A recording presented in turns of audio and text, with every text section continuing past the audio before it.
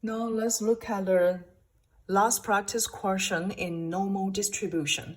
So from this question, I will teach you how to convert normal distribution into standard normal distribution and then use the standard normal distribution table to solve for the probability question, okay?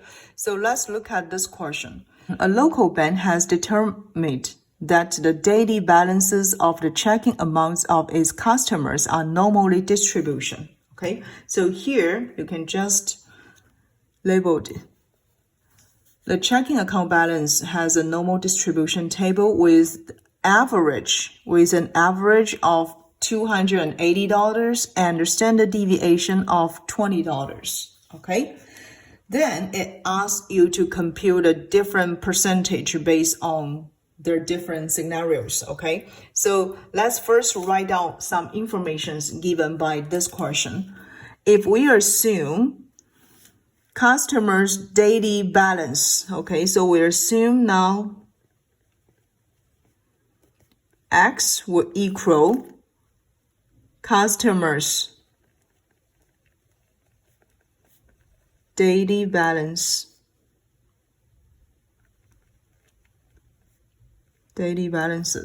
okay? And from this question, we notice mu will equal 280 and X follows normal distribution, okay? We have the standard deviation equal $20. And things I need to emphasize is X follows normal distribution. So here the first step is for us to convert X into standard normal distribution, okay? So the first step here, we have step 1. Convert X into standard normal distribution.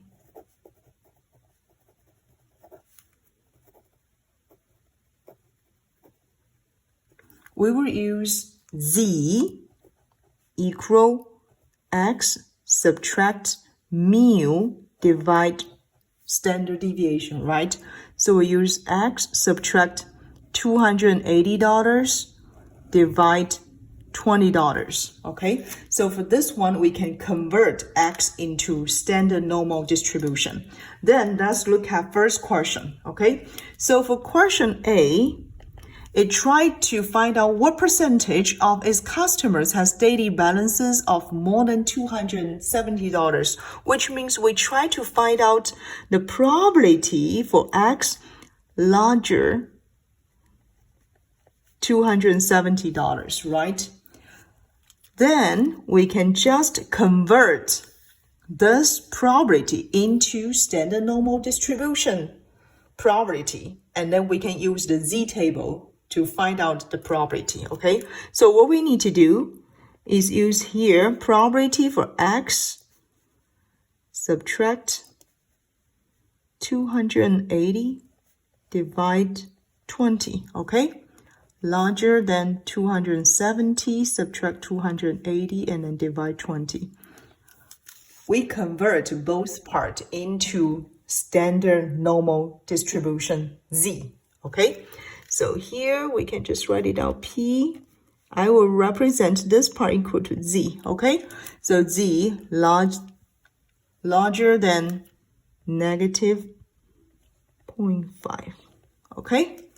So according to what we introduced before, there are 3 types of the probabilities that Z could be encountered, right? And when to find out a probability for Z larger than one number, okay, we can just use 1 subtract probability for Z less or equal negative 0.5 to help us find out this probability, okay? And then we can go back to check their standard normal distribution table, okay? So go back to this table first, and then you need to find out for z less or equal negative 0.5, right? So go back to this table, you can find out this will be the z value equal to 0.5 and then followed by 0, right? So this will be the probability for z less or equal negative 0.5, okay? So equal to 0.3085. We can just write down the number here, okay? So it will equal 1 subtract 0.3085, which will equal 0.6915. So this will tell us 69.115% of the customers, 69.15% of the customers have the daily balance X larger than $270. Okay, so this is for us to solve for the first question. Now let's look at for second question. So for the second question, it asks you to compute the percentage of customers has the daily balance less than 250. Okay, so we just need to find out X less than $250, right? So very similar to the first step, we need to convert this X into standard normal distribution. So we have the probability here for X subtract 280 divide 20 or less than 250 subtract 280 divide 20. Okay, so this will equal to P for the probability, okay, of the Z less than negative 1.5. Okay, so this is the first type of the probability for Z, okay? Then we need to use the standard normal distribution table, okay? So for this table, go back to this Z value equal negative 1.5, and then we can locate the probability or equal 0.0668. Okay, so this is the probability that we want. We can just write it down. It will equal 0.0668. So from this one, we can write down the conclusion. 6.68% of customers have their daily balance less than $250. Okay?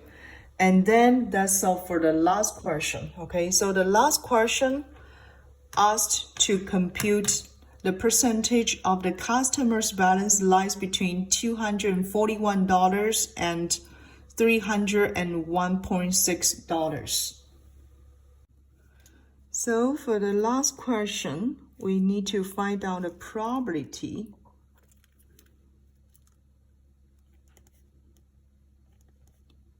for X lies between 240 and $301.6, right?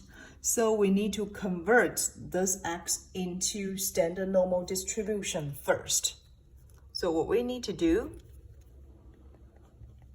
we use 241 subtract 280 divide 20 is what we have done for the previous two questions, right? Less than X, okay. Change the X into Z.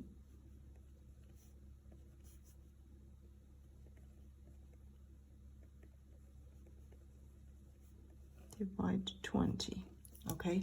So here we can find out, it actually wants us to find out the value of the probability of negative 1.95 less than Z and less than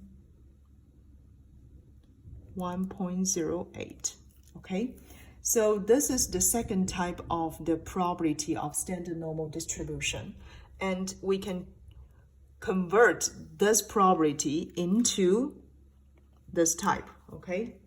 Can convert it into probability for z less than 1.08, subtract the probability for z less than negative 1.95, okay?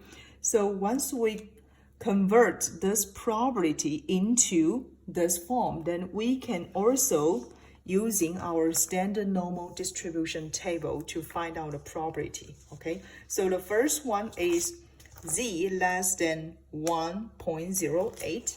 So you need to find out 1.0 first, and then find out 1.08, which will equal 0.8599, okay?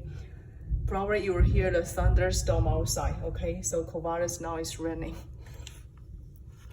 Now, let's see. We will just write down the probability that we located equal 1.8 when z equal 1.08. So this is the probability that we located, okay?